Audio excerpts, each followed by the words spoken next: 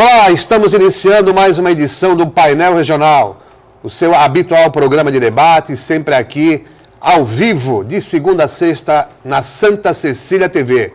A discussão dos assuntos mais importantes do dia a dia, os temas nacionais, tudo aqui discutido nessa bancada que conta sempre com convidados especiais e comentaristas que dão a sua opinião abalizada. Hoje aqui na bancada recebo o colega jornalista Marco Santana, editor do Jornal da Orla, aqui à minha esquerda. Na ponta ali o advogado Sidney Costa e aqui à minha esquerda o professor Iberê Cirna, professor de marketing político. Vamos discutir um pouquinho hoje de campanha eleitoral e contando também com a sua participação na interação. Logo mais aqui a Camila fala como você participa, através do Facebook, por telefone. E a gente já vai aqui também anunciando os jornais que são parceiros. Hoje aqui o Jornal da Orla, bissemanal. Jornal da Orla aqui,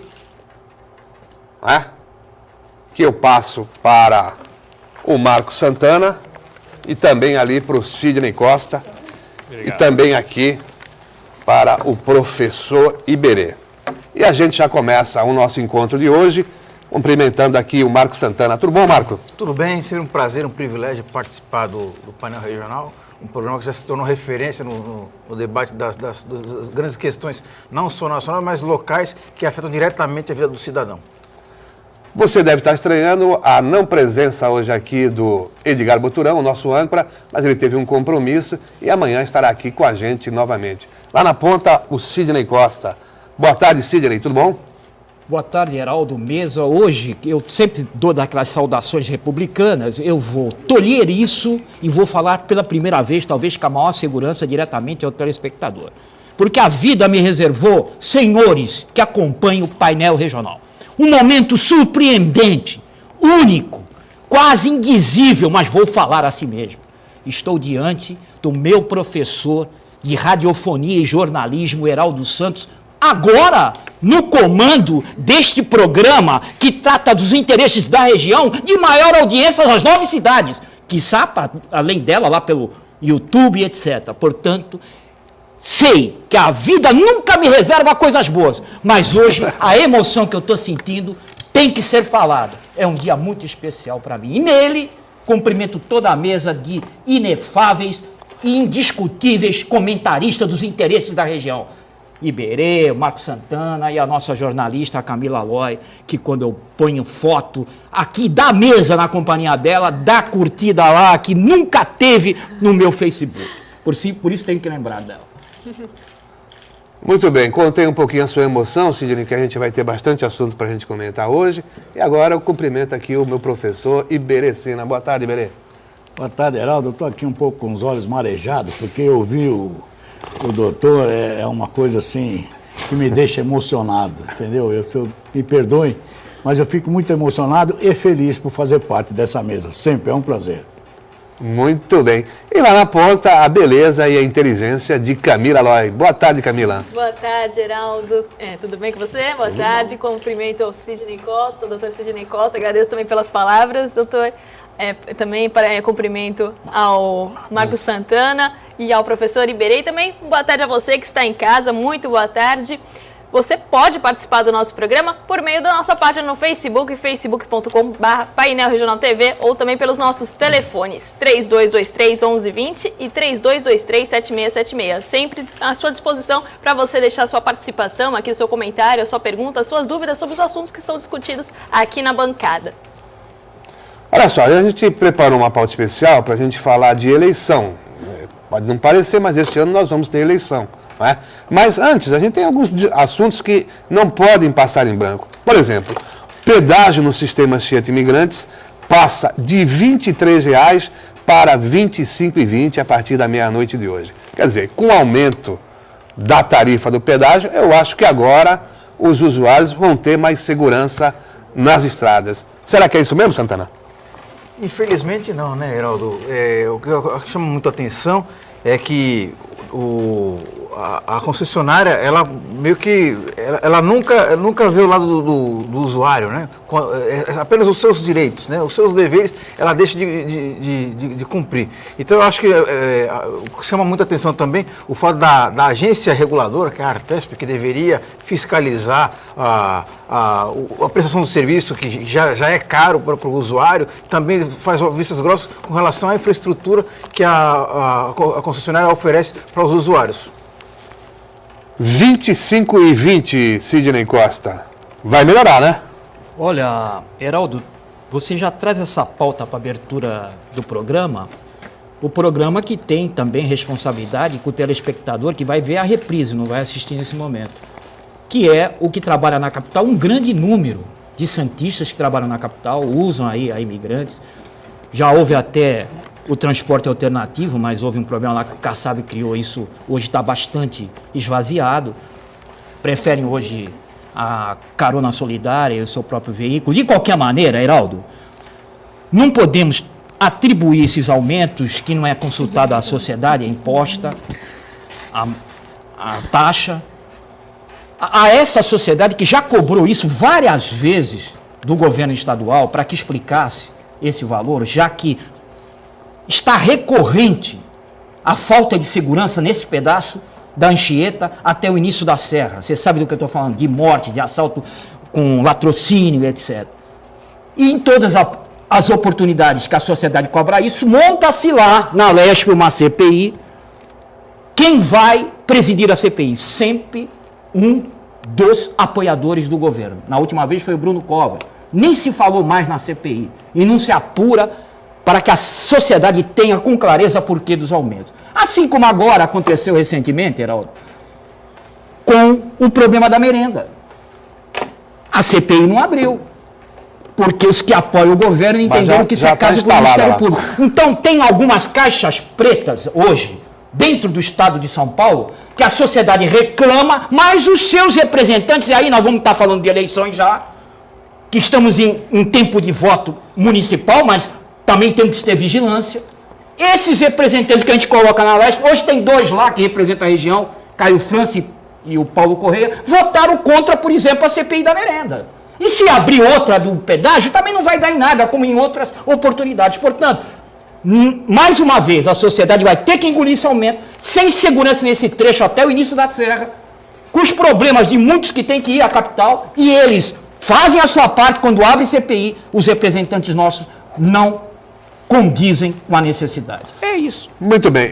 Iberê, 25/20 sistemas de imigrantes, 11,80 ali na Cônigo Domênico Rangoni, antiga Piaçaguara Guarujá, e 6,80 na Padre Manuel da Nóbrega, aquele trechinho só para fazer aquela interligação. Quer dizer, com essa dinheirama toda, nós vamos ter muro, vamos ter cerca eletrificada, câmeras de monitoramento, helicóptero. Eu lembro quando inaugurou a segunda pista lá da Inland, tinha helicóptero, tinha aquelas ambulâncias de UTI, quer dizer, era primeiro mundo, né? Você se sentia eu acho assim, tá olhando aqui, né, prestando muita atenção no que o Cid está dizendo, da representação que nós temos, né? Eu vou um pouquinho mais longe, se me permitam. O sistema todo é podre. Seja ele na Lesp, seja ele na Câmara, seja no Senado, seja onde for, nós estamos passando uma situação tão absurda que discutir aí pedágio, isso é brincadeira, né? Aumentar sem dar a mínima segurança, não pode publicar o boletim, e nós estamos sempre nos desculpando que isso aí é produto do quê? Produto do descaso do Estado, né? O Estado não é também prerrogativa só dele, não. É o largar mão da União, é o largar mão do Estado, não se abre CPI. Estamos vendo lá com Cunha agora. Ele está escolhendo para votarem nele. Isso é uma brincadeira que estão fazendo no Brasil. Então não se abre CPI de merenda, não se abre de metrolão, nem de petrolão, não se faz nada nesse país. Esse país onde você colocar o dedo tem uma ferida. Não tem jeito. Estamos vendo aí esse escárnio da classe cultural, pagando casamentos e mais casamentos. São festas bonitas, né? Há 15 anos desde que puseram a lei, né, que estão aí como se nada acontecesse, levando milhões e milhões, e nós assim pagando. Então, me desculpa, mas aumentar R$2 no pedágio, perto do que estão roubando, acho que passa até batido. É igual aos 20 centavos do grande aumento do transporte coletivo, né? Brigamos pelos 20 centavos, mas também não vejo mais ninguém brigar pelos não sei quantos bilhões que sumiram desse país. Eu não vejo ninguém brigar com força pelos bilhões que foram colocados em outros países e nós pagamos a conta. Quer dizer, nós estamos de ponta cabeça, gente. Então não é um detalhe que vai resolver absolutamente nada. Nós estamos com essa brincadeira de Olimpíada no país, gente. Que brincadeira é essa? Já fizemos uma coisa estúpida, que foi a Copa do Mundo, onde roubou-se, deu-se isenção de impostos. A FIFA, em nenhum lugar do mundo deu. Só nós aqui que fazemos isso. Aí vamos ter a Olimpíada, agora a mesma coisa, está se liberando não sei quantos bilhões em regime de emergência. Isso significa que eu não preciso fazer licitação, contrato direto. Gente, essa é uma brincadeira. O país realmente virou uma brincadeira. E para completar, eu fiquei muito triste, viu, Heraldo? Que antigamente, na época da juventude, você dizia que quando um cara era poderoso, você dizia assim, aquele é poderoso, ele manda prender e manda soltar. Até isso acabaram no Brasil. Agora o juiz manda prender e o ministro manda soltar. Precisa de dois. Um sozinho não resolve. É o que tivemos agora com o ex-ministro Paulo Bernardo. O juiz manda prender e aí o ministro manda soltar.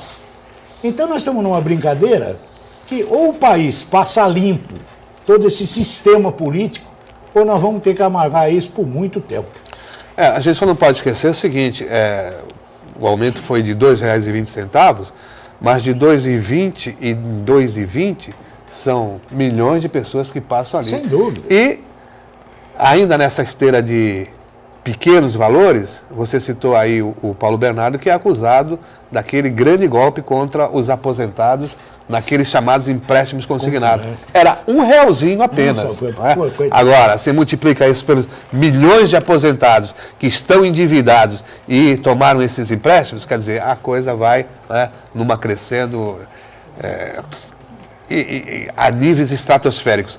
E outra coisa, ainda na esteira desse aumento aí do pedágio, a gente não pode esquecer que travessia de balsa também vai aumentar. Dúvida, tudo né? junto. E anunciaram que melhorias só até o final do ano. Aliás, todo ano falam isso, não é, Santana? Que no final do ano, durante a temporada, vai melhorar o sistema de travessia. Mas isso nunca acontece.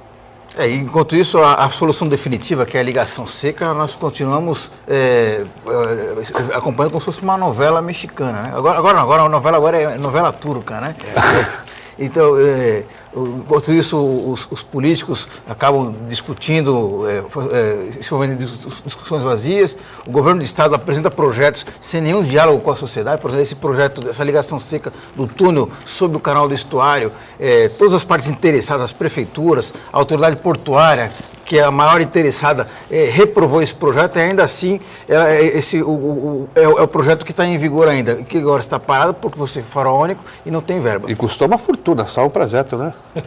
Custou uma fortuna. Ganha-se já no projeto. Pois no projeto já. Se der certo, deu. Mas o governador teve hoje aqui na Baixada Santista, eu acredito que já foi embora a essa altura, você que vê na reprise, exatamente, claro que já foi embora. Esteve com o prefeito lá no Hospital dos Estivadores, para a assinatura do termo de convênio do Estado com o município para gerenciar. Só que o governador veio trazer aí, ou veio assinar um compromisso de 11 milhões que serão pagos parceladamente. Será que com essa verba, Iberê, dá para abrir esse hospital, o Hospital dos Estivadores? Olha, na verdade é assim, a grande preocupação que se tem na área de saúde, e isso qualquer um entende, é o custeio de um hospital. Custear isso aí é uma coisa absurda. Construir é relativamente fácil, embora eu tenha minhas dúvidas quanto à reformulação do Hospital dos Estivadores. Até porque, num governo, fez-se uma obra, entrou outro governo, teve que refazer, porque o cano não ia não sei aonde, o oxigênio, e refez a obra. E aí assim, mas de qualquer jeito a parte física não é um grande problema, não. O problema é o custeio. Se não me falha a memória, o Marcos até pode confirmar depois para mim, a previsão é de 1.500 funcionários para que você possa tocar o Hospital dos Estivadores a pleno vapor. Como fazer isso se, na contratação direta, você já está no limite prudencial? Nós já estamos lá nos 51%, 53%, que é o que nós podemos contratar. Aí vai para a organização social, vai para a terceirização. Entendeu? A terceirização não tem dado bons exemplos no Brasil todo. É um desvio de verba, não estou dizendo que aqui tenha, e nem que essa empresa, e nem quem se habilitar, nada disso. Mas nós precisamos rever e ter critérios mais rigorosos de controle, porque senão nós vamos arrumar um imbróglio. Cubatão está assim, né? Cubatão, o serviço terceirizado, tem lá um escândalo, está lá o Ministério Público. Então, o que nós temos que entender é que não adianta só dar 11 milhões. O país não tem nenhuma política para a saúde. O país, não é só o Estado, não. O Estado é um ente federativo intermediário, assim como o município é o final. Aí eu pergunto, mas qual é a política de saúde que esse país tem? Importar médico de Cuba? Não acho que seja a solução. Porque na verdade esse valor do convênio, como um todo, Santana e Sidney, é aquilo que se prevê do custeio mensal, né? Em torno de 10 milhões de reais. Quer dizer, mas além desse convênio veio também uma verba federal de emendas parlamentares de 1.250.000 reais. 1 milhão de uma emenda do deputado Papa e 250 mil do deputado Roberto Freire, do PPS. Quer dizer, o governo está dando, vamos dizer assim, um start para talvez abrir a porta para um pronto-socorro, talvez? Seria isso?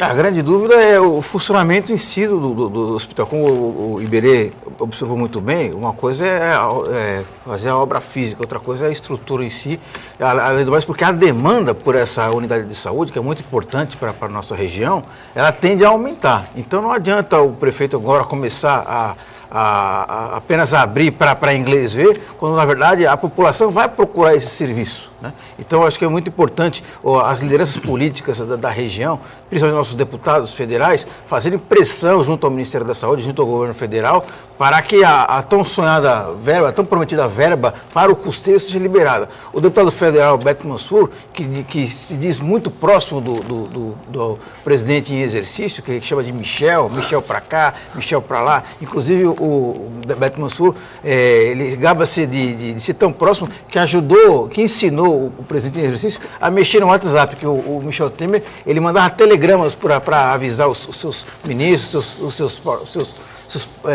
políticos que dão apoio a ele, usava telegrama, e o Beto Mansur diz que ensinou o Michel Temer a usar o WhatsApp. Então, a gente espera que essa proximidade do Beto Mansur com o presidente em exercício sirva para que as verbas para o Hospital dos Estivadores funcionarem a contento realmente sejam liberadas. Sidney Costa, você que esteve um tempo lá na Caixa de Saúde de São Vicente, então tem uma certa ligação com a problemática da saúde. Hospital dos Estivadores, será um alento ou mais um problema para a região?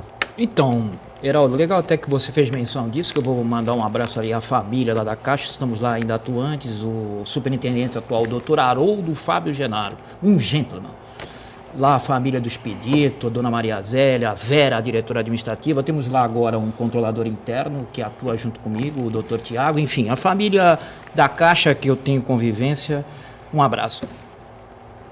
Vou falar emocionalmente como cidadão santista. O resgate do Hospital dos Estivadores é uma questão moral.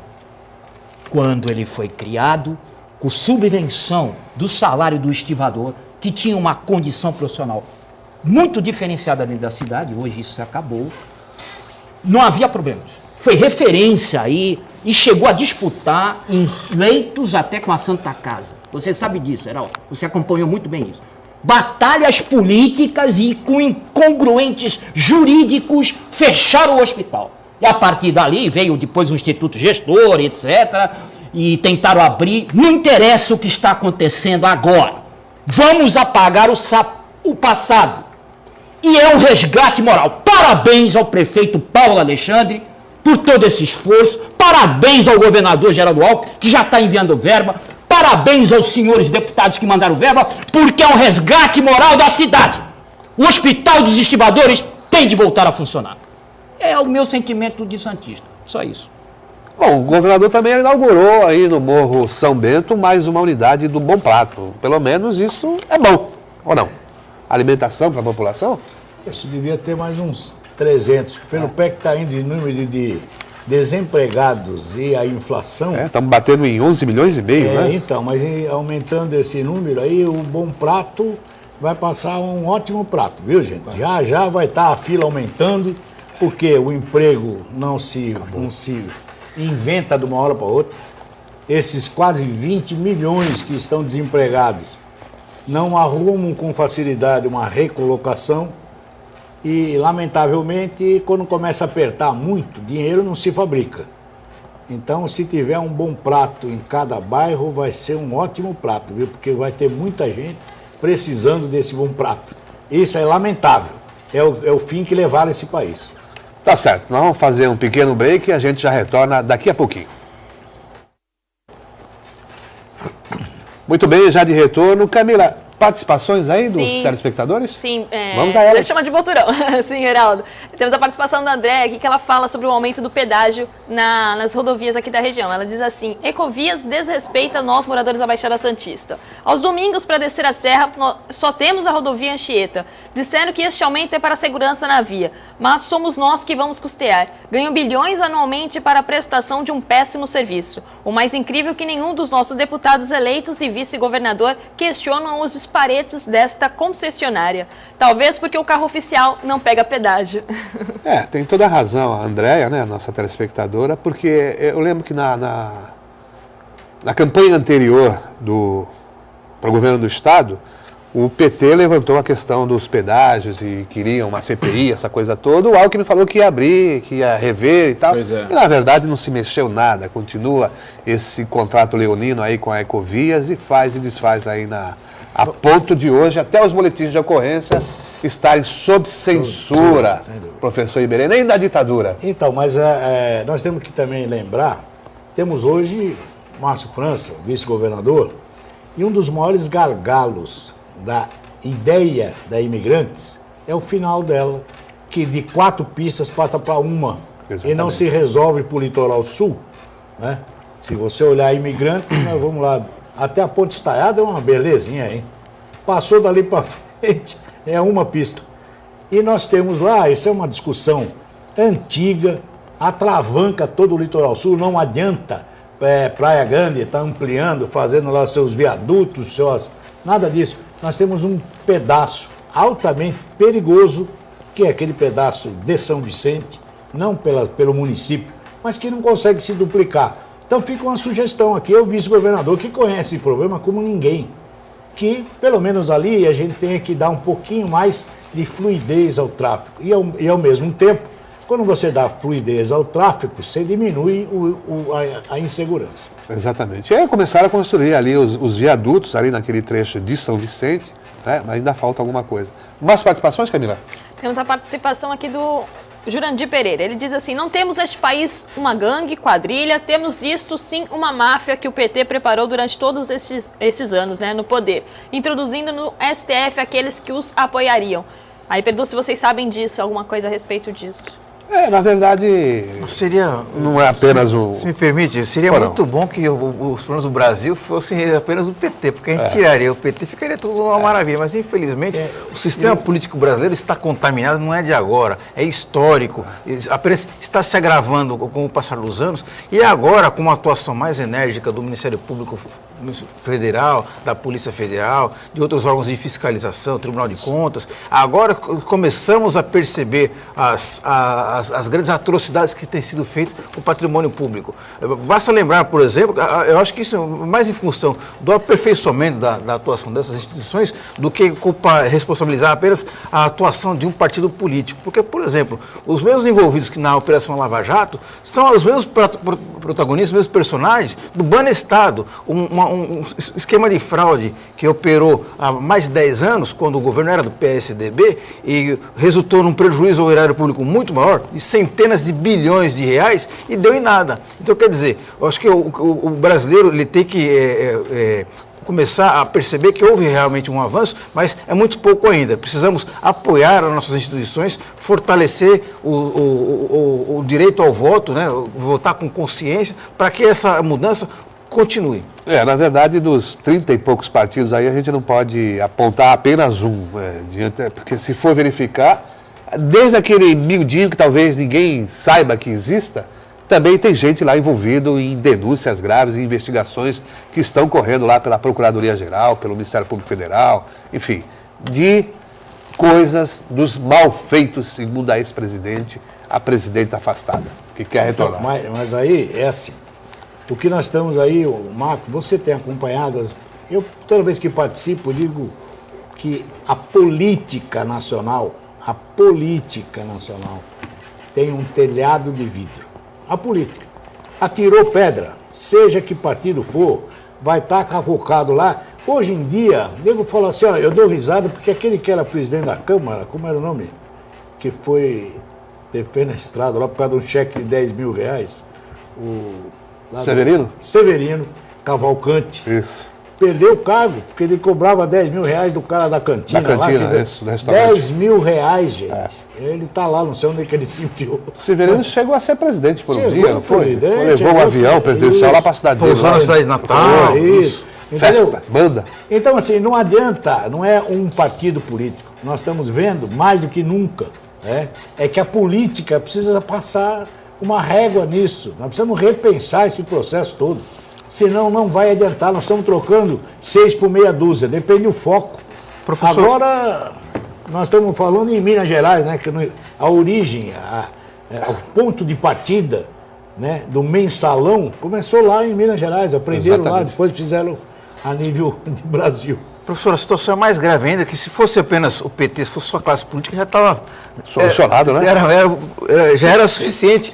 Tínhamos planos suficientes, mas na verdade é o seguinte, a classe empresarial, uma boa parte da classe empresarial também está muito envolvida. Muitas empresas, grandes empresas, elas baseiam o seu negócio em fraudar o erário público.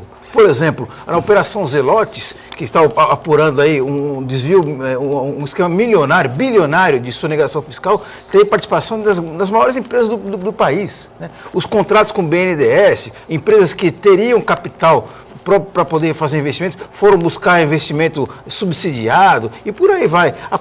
As grandes empreiteiras, as principais empreiteiras do país são do tamanho que são porque fecharam um contrato com o poder público. A Odebrecht era uma pequena construtora da Bahia, a primeira obra dela foi o Teatro Castro Alves, anos atrás. Hoje se tornou uma empresa com capital social bilionário, tem negócios pelo país inteiro, em outros países até, por conta dessa relação promíscua com políticos com troca com pagamento de propinas. Marcos, eu concordo contigo, mas eu vejo uma coisa assim, o ovo ou a galinha. Não existe empreiteira nesse país que consiga realizar uma obra sem que tenha que passar pela mão de um político. Não tem. E a empresa, o empresário, aprendeu isso. O empresário sabe que para fazer a calçadinha, agora há pouco tempo tivemos uma discussão aqui em Santos por causa da mureta da praia, que teve uma empresa lá que falava, eu faço por 50 mil, aí custava...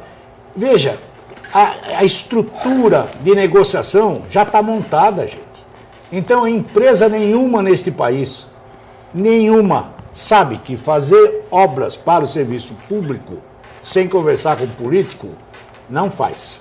Não faz. Então, culpar a empresa também, ou então não monta. O que nós temos nesse país é uma falta de fiscalização.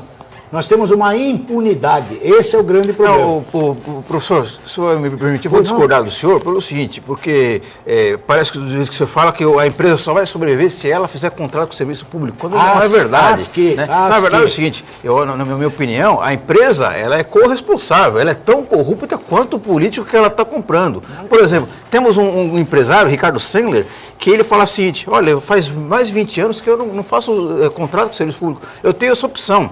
Eu poderia estar contratando com o serviço público, faturando muito mais, mas ia ter que colocar a mão no barro, na lama, né, para não falar outra coisa, né? Então ele preferiu ter uma empresa menor, mas fazer um negócio honesto, o que parece não ser a opção dessas empresas, essas grandes empreiteiras, a nível federal, a nível estadual e até a nível municipal. Então, eu só gostaria, Marco, que você fizesse um equilíbrio entre ter um sender desse, um empresário desse, contra o restante da classe empresarial brasileira. Não existe possibilidade. Esses grandes... Teve gente que saiu do Brasil e foi criar fora. Teve empresa que não se submeteu a isso e montou suas empresas fora do Brasil.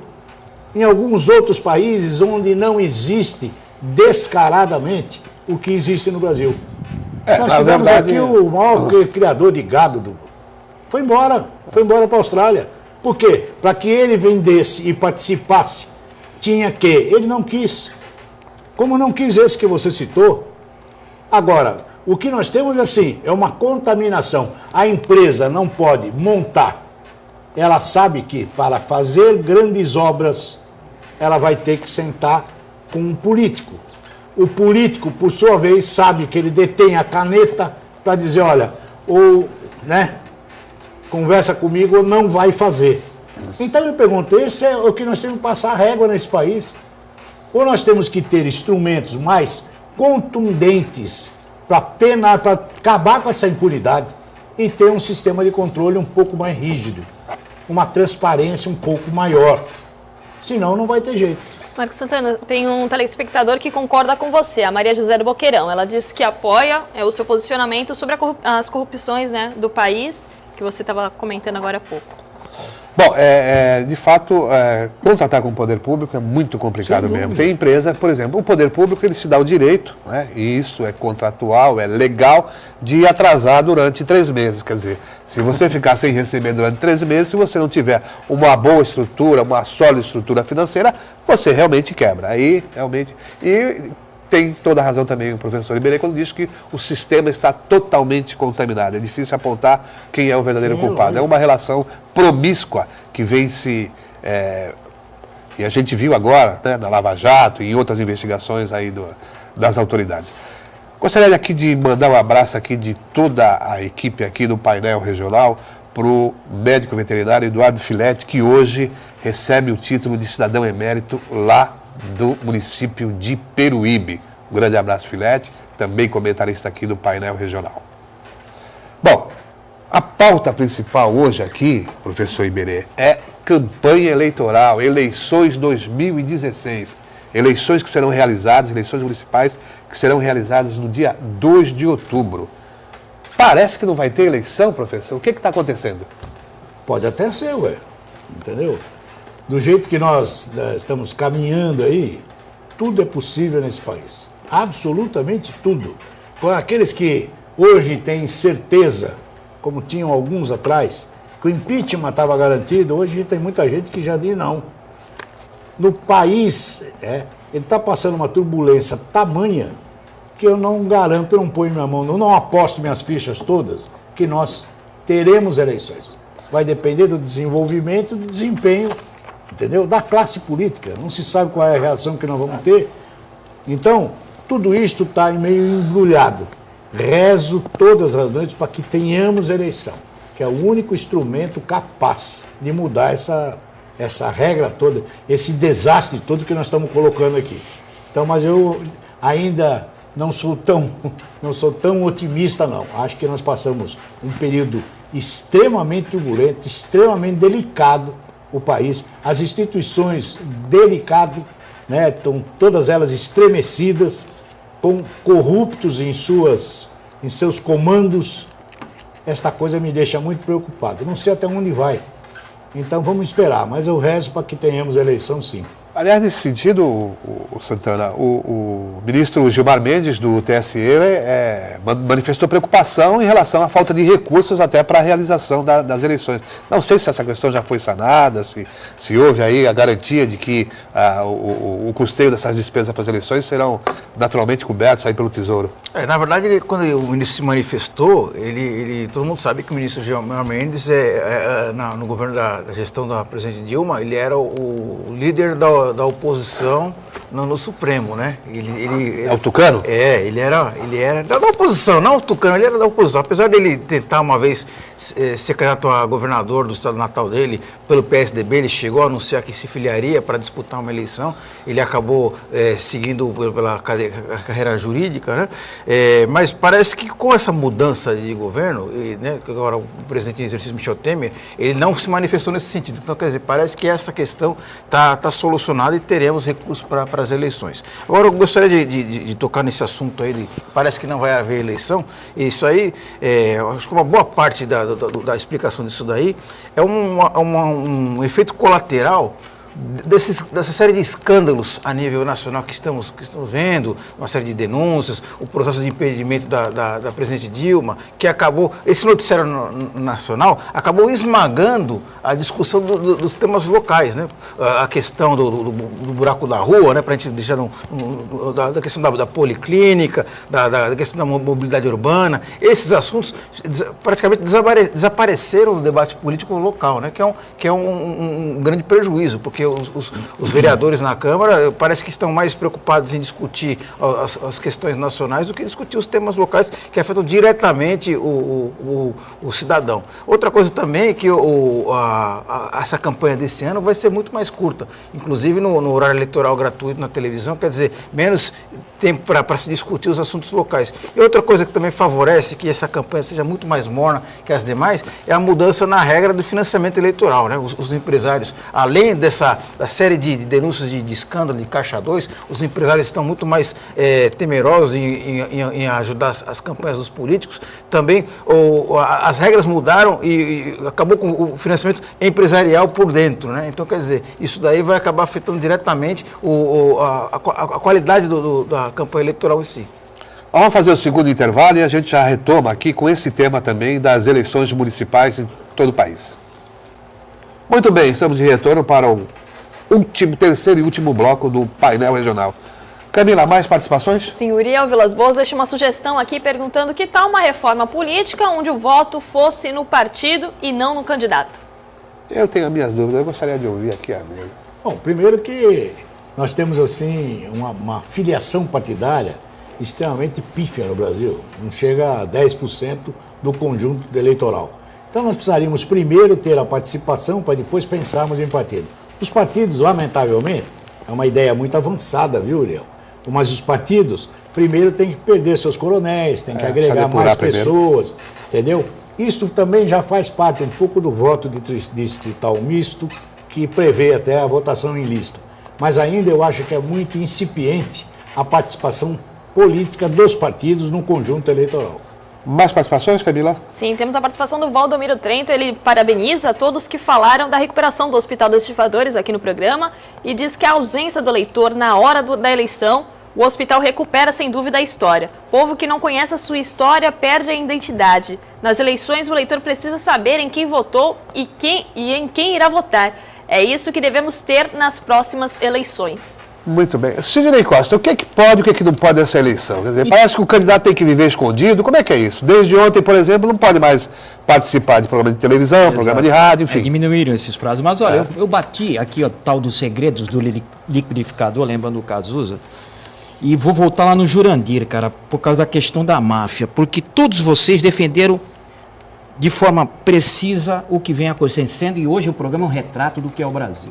Todavia ficou um assunto de fora e o assunto que mais está me importunando e também tem reflexo nessa eleição pela mini-reforma. Imagina, chegou a ser chamada de reforma. Mas como ficou assuntos que não decidiram pela emenda constitucional 91, agora é tida como mini-reforma, que é a Lei 13.165/2015, essa que diminuiu o prazo de campanha para 45 dias, portanto, na rua você só vai ver panfleto de maneira ostensiva a partir do dia 15/8. Também mudou o prazo das convenções para menos de 15 dias, vai começar agora no dia 24 de julho, e só depois o candidato vai, de maneira oficial, poder apresentar a sua candidatura. Todavia, admitiu uma pré-campanha, desde que ele não peça voto. Os programas de televisão de 45 foram para 37 dias, só vai começar a ir ao ar no dia 26/8, e com horário também diferenciado pela representatividade na Câmara Federal.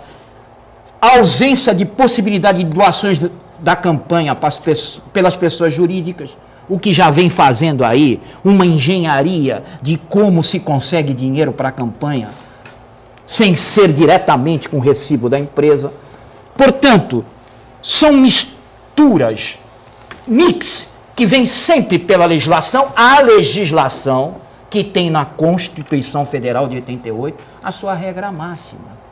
Com o Lava Jato, na influência de um juiz paranaense, o senhor Sérgio Moro, se foi a crimes de 20 anos atrás. Aonde estava o Ministério Público há 20 anos atrás? Aonde estava o Judiciário há 20 anos atrás? Realmente a mesa aqui foi contundente. Todos os partidos estão envolvidos nessa malha de interesses que beira o mínimo de consciência nacional e de respeito à nação, porque sempre vai para a vala comum dos acordos e da corrupção. Mas temos que falar aqui, como disse o Jurandir, a máfia envolveu também o Judiciário. A máfia envolveu hoje o Parquê Nacional, que se apresenta pedindo prisão preventiva, prisão provisória, prisão que são exceção na regra do direito penal. Não é para ser aplicada de maneira sem cuidados. Soltou agora aí o Toffoli. A gente também, numa discussão de bastidores dos interesses do partido que acabou colocando como ministro da República. Só que antes dele vem a lei, gente. Não é para estar preso desse jeito como estão aplicando a provisória, que é um crime que tem que ser muito bem cuidado para que não manche a sentença final, que é essa que vai condenar e colocar na prisão. Nesse instante que a gente vê, é assim, Heraldo, que eu vejo. Me dá um papel, me dá uma caneta, pendura aqui minha credencial, eu sou o chefe do Ministério Público. Prenda. Lei? Dá licença com a lei. Me dá um papel, me dá uma caneta, pendura aqui.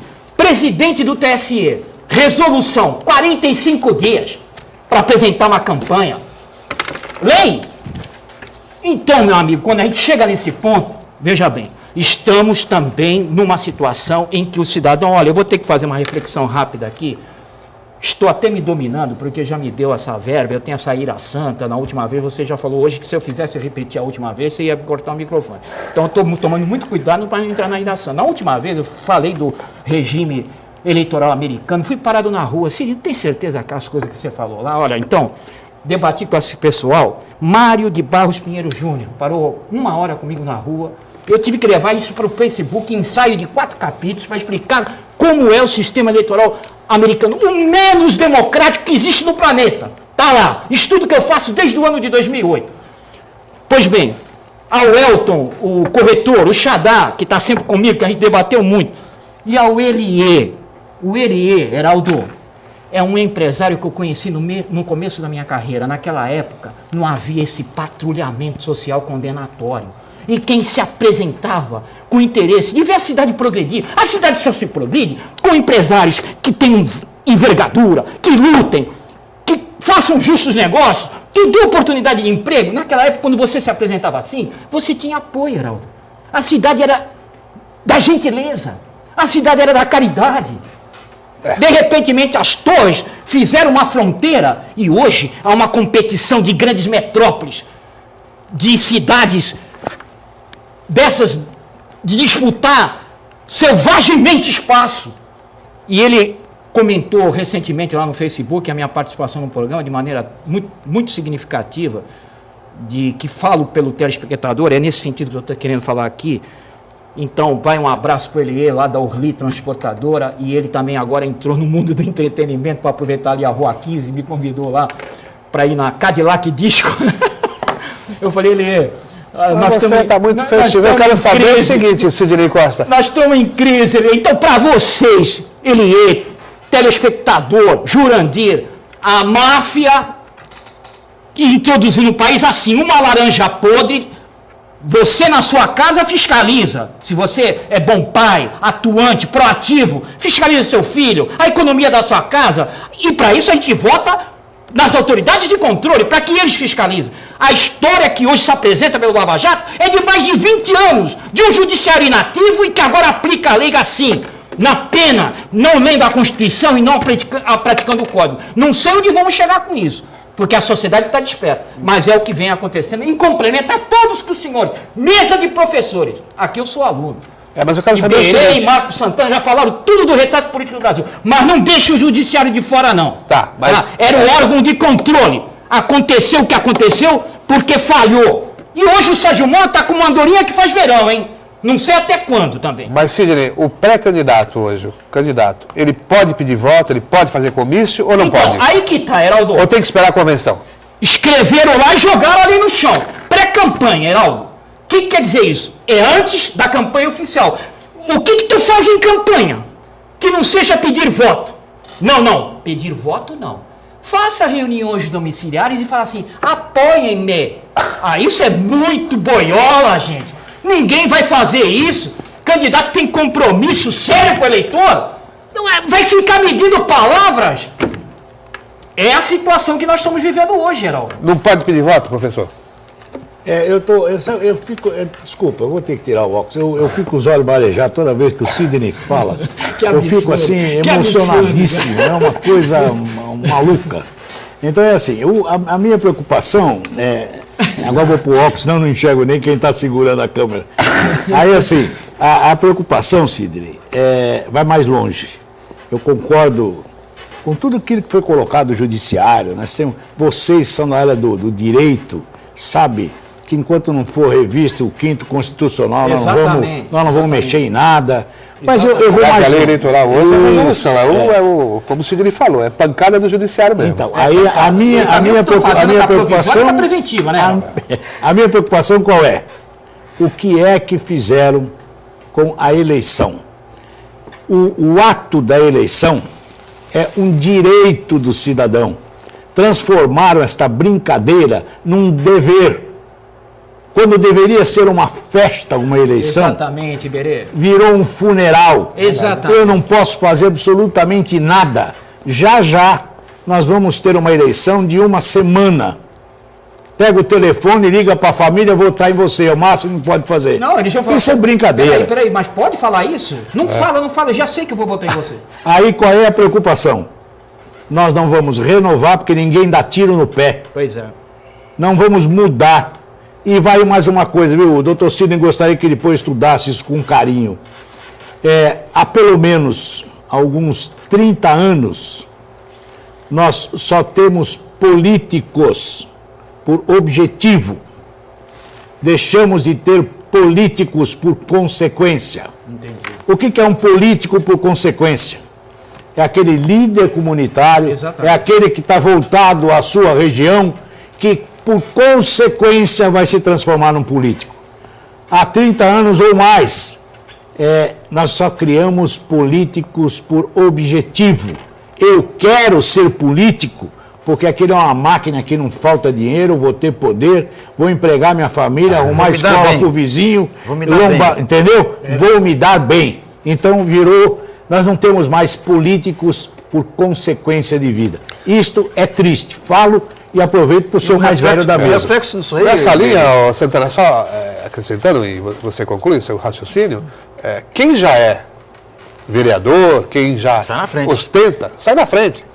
Quer dizer, acaba atrapalhando, você não é um obstáculo, na verdade. Né, a renovação. Não é? E um aspecto muito grave desse contexto todo, que o Iberê observou muito bem, é a quantidade de partidos políticos, né? Que isso daí acaba fomentando, aí deixando o processo muito mais viciado. Né? Porque hoje nós temos, acho que, 38 partidos com representação na Câmara, outros tantos querendo ser, por exemplo, Partido da Mulher. Quer dizer, agora... Brasileira. E o presidente é homem. É um homem, sem dúvida. Pois é, então, partido... Mas cuidado com a homofobia, hein? Por favor. Sim, mas entendeu? Ampliou-se de tal maneira que não existe mais uma ideologia, não existe um projeto, um programa de governo, uma plataforma política. Quer dizer, se personificou a legenda política. Mas na verdade, ele usa aquilo como um balcão de negócios. Mas se você pegar hoje os Estados Unidos, que o Sidney citou aqui, tem miseravelmente mais de que 68 partidos políticos. 140. Entendeu? O que acontece é que os partidos os nossos, acabam não agregando filiados pela sua proposta. Então, eu não tenho participação do eleitor no partido. É isso que nós precisamos mudar. Então, não adianta, se eu tenho 30, se eu tenho 40 aqui, no Brasil está se montando um partido para que tenha um dono. E aí ele vai vender mais para frente. Quanto E viver de fundo partidário. 350 mãos que pediram. Cada um vende do preço que tem. Aí. Ora, então isso é que tem que mudar. Agora, para que você motive, e aí eu me sinto muito à vontade, por ter sido, ao longo de pelo menos os últimos 20 anos, na universidade, professor de marketing político. E ter discutido com um jovem, e o jovem diz assim, mas o que é que a política vai fazer? O que é que o partido vai fazer? Ele se distancia cada vez mais. Então nós temos que rever esse processo todo. Então não adianta termos a política, e aí eu volto ao sistema. Ou mudamos isso, ou nós vamos amargar sempre os mesmos, com o mesmo objetivo de se dar bem e nós pagarmos a conta. Geraldo, a gente já está chegando no fim do programa, mas temos mais uma participação e é uma mensagem para você, do José Ricardo, dizendo que quer parabenizar, né, o senhor pela excelente condução e performance no programa do Painel Regional como âncora, né? E está parabenizando você. É o José Carlos? José Ricardo. José Ricardo. Agradecendo ao José Ricardo. Para encerrar, gente, nós estamos quase no finalzinho. Quer dizer, aquilo que o Iberê citou aqui de eleição como festa política, bandeira, discussão, envolvimento, principalmente do jovem, acabou. Né?